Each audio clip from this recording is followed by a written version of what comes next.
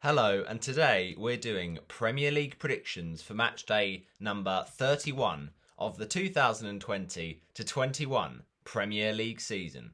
Let's get straight into looking back at last week, how we did in the predictions, and what it has done to the predictions league table for this season. So, to start off with, we had some interesting games in game week 30.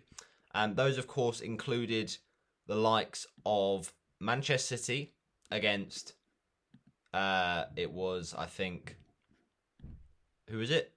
Leicester, that's the one. Chelsea against West Brom and Wolves against West Ham. And there were some big shocks in there. An own goal for Phil Jagielka in the Yorkshire derby. The Baggies get a miracle by beating Chelsea 5-2 and West Ham beating Wolves 3-2. So let's look at how we got in the comments last week. So incorrect result in the Chelsea game for Douglas. Then he got 3 points in the Leeds game. And then 3 points in the game for Aston Villa. So you're on to 6. Then a correct goal difference in the Southampton game. So 11. And then it's a correct result in the Manchester United game. So that is 14. And then we had no other correct results. So you finished the week, Douglas, on 14 points. Not bad. I had a pretty bad week as well, actually, to be fair to me. So I'm not going to dwell on it too much. But this week, I did, in fact, score a final score for week 30 of... It's not that good, I've got to be honest. It really isn't. But it was not 17, but 22,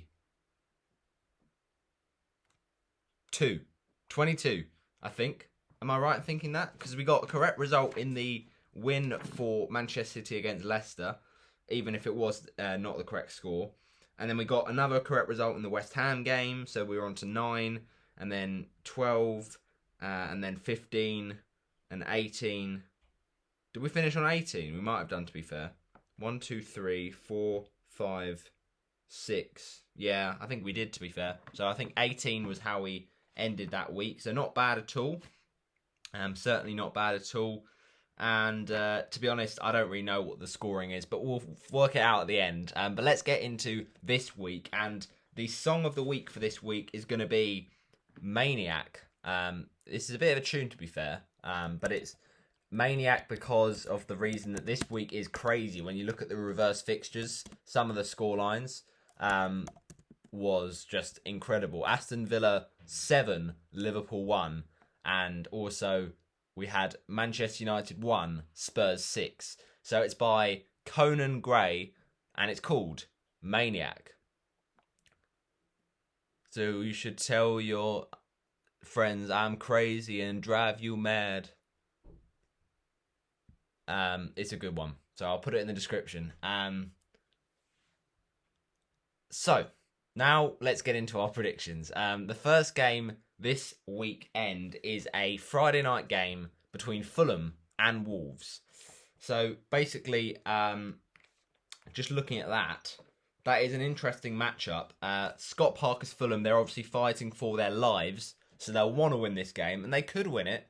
But Wolves, going forwards, they're all right, but obviously they've missed Raul Jimenez. Defensively, they've been a bit iffy recently, and it's not been good. But they did, of course, lose the last game, and they'll want to bounce back. So Pedro Neto's goal for Wolverhampton Wanderers was all that separated these two when they met all the way back in the season. And relegation threatened Fulham will fancy their chances because Wolves have actually never won at Craven Cottage in the Premier League. And I'll always remember that 5-0 Fulham victory at home for the Cottagers. So, you know, if they can get a massive win here, it'd be so crucial for Fulham's hopes of survival. But I just fancy that Wolves will have enough to do it. I think defensively they have had problems, but they still have a lot of solid players in there. Connor Cody remains Sice, and I think they'll just have the final end product because Wolves are still a decent side. You know, Fulham, they create lots of chances, but it's just about taking those chances, and they're not doing that at the minute. So I'll go with Fulham 0, Wolves 2. And goal scorers here, I'm predicting Leander Dendoncker and Pedro Neto. Okay, the next game is Man City versus Leeds. BT Sport, 12:30 kickoff. And this game, I think, probably will be a Manchester City win to take them that step closer to lifting the Premier League trophy. And ultimately, this is an interesting game because, you know, in the reverse fixture, it was great football, right end-to-end stuff, and there wasn't as many goals, but there really could be here because we know Leeds are quite leaky, and we know Man City, when they want to be, they are ruthless. But they've got to remember there's the Champions League match with Dortmund, so they're probably going to rest a few players. And if City do pick up another 3 points, then obviously they'll edge closer to that Premier League title. And if they win it, it will be their third one in 4 years. And they were held to a 1-1 draw by Leeds Bielsa's men, at Ellen Road in October. So it definitely won't be easy for Man City, but you'd think that they're strong enough to be able to beat them, really. So I'll say Manchester City 2, Leeds United 0. And goal scorers Ruben Diaz usually doesn't get rotated out. And the second goal will be Gabriel Jesus getting an assist from Sergio Aguero. All right, now we've got the next matchup between Liverpool and Aston Villa. This is on Sky Sports, so tune into it at Anfield, 3 o'clock kickoff. Bit of an odd one, really, to see that when it's a game on a 3 o'clock on a Saturday and it's, you know, on TV. But that's the way that football is these days. A lot of the games are on TV, and this is a big game. Obviously, it'll be interesting to see how this swings because, you know, Liverpool, they really want revenge for that 7-2 thrashing, and I think they will get it. Defensively, they've improved a little bit, but they've still got lots of questions. Against Real Madrid, they were just getting caught too much over the top, and that was the problem against Aston Villa in the reverse fixture. But it's going to be interesting. Can the Reds catch, Villa up? Can they play catch up? Because it seems ages ago since they obviously lost that game, and that match just completely treated us to a 9-goal thriller at Villa Park. Ollie Watkins scoring a hat-trick as Dean Smith's side absolutely hammered the reigning Premier League champions. So, you know, Klopp did get his revenge by beating the Villains 4-1 in January in the FA Cup, but they do need to get a repeat result if they're going to make into the Premier League's top 4, Liverpool. They want to keep on pushing. So I'm going to fancy Liverpool here. Although their Anfield record is awful, and Aston Villa, they don't necessarily struggle against bigger teams, but I feel like right now, this Aston Villa defence is not as good as we think it is. And Liverpool, after that win against Arsenal, they'll take confidence from that. So, Liverpool 3, Aston Villa 1. And goal scorers here, I think the first goal will come from the Reds through Diogo Jota. And then the equaliser, actually, I think will come for Aston Villa from the ex-Blue in the other side of Merseyside. It's Ross Barkley. And then the other 2 goals for Liverpool from Mohamed Salah and Sadio Mane. Then it's going to be a game between Chelsea and Palace, a nice London derby here. And it's going to be fascinating because it sees the 2 big penalty takers, the most successful penalty takers, up against each other. And who are those, you may ask? It is Luka Milivojevic and Jorginho. So, yeah, it'll be interesting to say which one gets a penalty, if there is a penalty. But no, ultimately, this is going to be an interesting clash at Selhurst Park. The Eagles, they must hate facing their London rivals because they often lose to them. Chelsea will hope for a win again.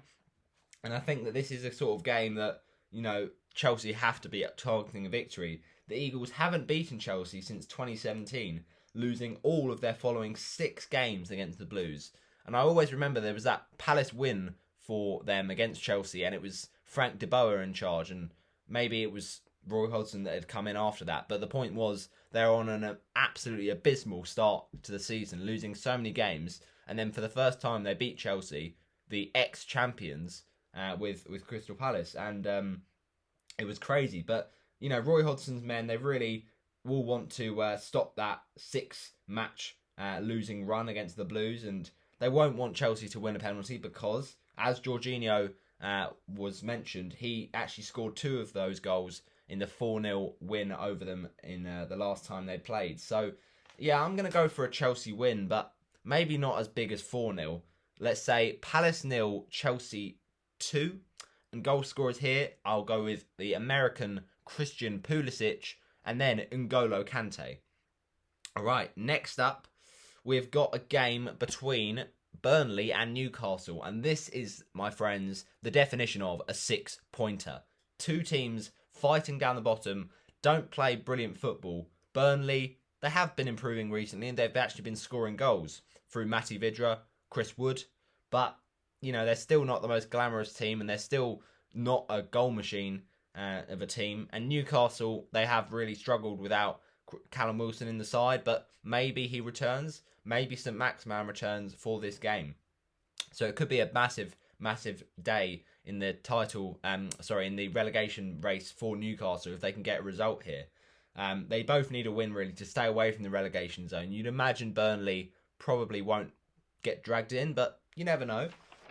Ultimately, though, this is going to be a game at Turf Moor, and we'll see how it swings. But if you're looking for a 6-pointer, this really is much the same of that, and they don't get much bigger than this. Sean Dyche and Steve Bruce desperate for their sides to claim 3 points in this one, heading into the final run-in, ease the pressure really into the final round of matches. And Wilson did score 2 when they met earlier this campaign, so if he's fit, you'd fancy him to do it again maybe. But I just feel Burnley, they are quite a hard team to play against, and Newcastle recently have just been caving in terms of their performances. I feel like Burnley, they're really going to get at Newcastle here at Turf Moor, and I'm saying Burnley 2, Newcastle 1. Goals here come from Matt Lowton and then Chris Wood, and a consolation for the Magpies from Kieran Clark. Alright, now we've got a game that is between the teams of West Ham United and Leicester, and who'd have thought at the start of the season these teams would both be fighting for Champions League football? I mean, it's amazing. This game does represent a fight for Europe, and after narrowly missing out on that Champions League qualification last season, it really isn't surprising to see Leicester once again challenging towards the top, because they really want to redeem that mistake. And I definitely think that no one would have expected West Ham to be there, but fair enough, David Moyes has done an absolutely superb job there, and another win on Monday night against Wolves. What a goal that is from Jesse Lingard. He just slaloms his way through that whole Wolves team and slots it in. But ultimately, David Moyes, he looks set to guide them into, at least some European football. And it's the Hammers to their highest league finish for 5 years. And a win against the high-flying Foxes certainly would boost their chances of at least qualifying for the Europa League this season. So, yeah, I'm going to say this is going to be a very fascinating game. In the past, these games have had goals. West Ham got a 3-0 away win in the reverse fixture, but Leicester aren't certainly a team to, underestimate. They've been fantastic at times this season, so I feel like it's going to be a tight one. And both these teams like to attack. They are very looking to do that on the break and score goals. Obviously, with no Antonio, with no Declan Rice to protect that defence, it's going to be a problem for West Ham, but they still have goals around the team. So I'm going for a West Ham win, and I'm going to go for a high-scoring, tight game at the London Stadium. West Ham 3, Leicester City 2. And goals here, I think, will come from, first of all, the man in the best form of his career. It's Jesse Lingard with the opener. What a legend. Then Leicester equalise through Jamie Vardy. And then the next goal comes from Wilfred Ndidi. And then West Ham get a 2-2 equaliser through Jared Bowen. And the final goal to win it for the Hammers, Aaron Cresswell. Now we've got a game between Tottenham and Man United, the biggest game of the week. It will see two big teams that recently have been a bit less prolific and a bit less successful than previous years. Manchester United, of course, in the lovely era of Sir Alex Ferguson. Tottenham in the era of the Leicester City title race. And now they're struggling to even be in a title race, Tottenham. But Ole will be looking for revenge. Ole Gunnar Solskjaer, his worst day apparently as boss of Manchester United came earlier this season when the Reds, of course, the Red Devils were absolutely hammered by Spurs 6-1 at Old Trafford. And he'll just be hoping his side can get revenge for that result this weekend at the Tottenham Hotspur Stadium. Now, Kane and Fernandes, they've been in absolutely fantastic form, both for teams, and yeah, I think it's going to be interesting. Both of those will want to bagged tons of goals. So I think it should be a high-scoring game to keep us all entertained. Let's hope so, for at least. These top 6 games do often end very low-scoring, but yeah, who knows? I'm going to go for a Manchester United loss, though. I feel like with Spurs at home, they're going to have the upper hand, and they are going to bounce back from their recent disappointments. To not win at Newcastle, that was a real shame. But attackingly, I think Spurs, they're so lethal on their day. So I'm going to go for Spurs 3, Manchester United 1.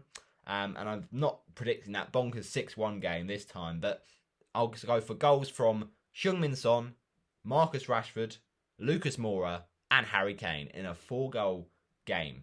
And now Sheffield United against Arsenal, and I'm going to go for an Arsenal win, as most people would this weekend, because the Blades are down and out. They need to accept they are relegated, and I think a lot of Blades fans would have accepted that by now. And ultimately, I think that people like Lacazette are going to be licking their lips going into this. He's been on decent form recently, and Sheffield United, they're just so leaky.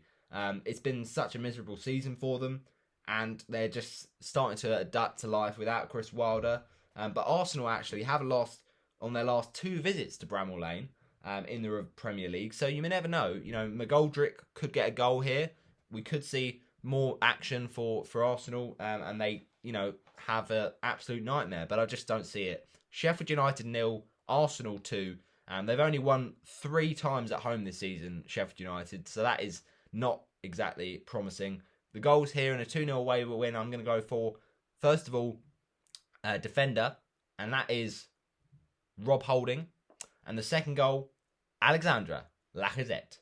All right, now it's a game between West Brom and Southampton. This is a bit of a rivalry, I guess, because, they're both fairly southern teams. No, I can't really say that. I don't know what I'm on about. But no, Southampton's form at the minute is pretty bad. They've struggled for wins, but they got the win against Burnley. And I think they should get at least a draw here. You'd imagine so. West Brom, what a win it was against Chelsea. Can they repeat it, though? We'll find out, I guess. But Sam Allardyce's side, they probably know that their fate is nearly sealed. But if they can get more wins like that Chelsea game, you never know. They'll still want to give it their all, not go out quietly. And until they've been relegated mathematically, they feel like they'll still be able to believe. Bad news, though, it's got to be said, is that they've lost their last 5 games against the Saints in all competitions. So I think that run is going to unfortunately continue. West Bromwich Albion 0, Southampton 1, and the only goal, I think, will be one from Stuart Armstrong. And the final game of the weekend, it's Brighton versus Everton. I'm going for an Everton win because, yeah, Everton have been a bit iffy, but I just think eventually they've got to get that form and improve it. Brighton's home run, has been quite decent against the Toffees, but I feel like that's going to stop this week, and I feel like Everton will come into this with a bit more spirit. The Seagulls have shown spirit a lot recently, and they've been unlucky, I guess, to get some of the results they have. Against Man United, they were targeting a very rare win at Old Trafford, and they got the good start from Danny Welbeck against his former team. But defensively, they're starting to, falter a little bit, and I think Everton will just find a few gaps. James Rodriguez with a great finish on Monday night.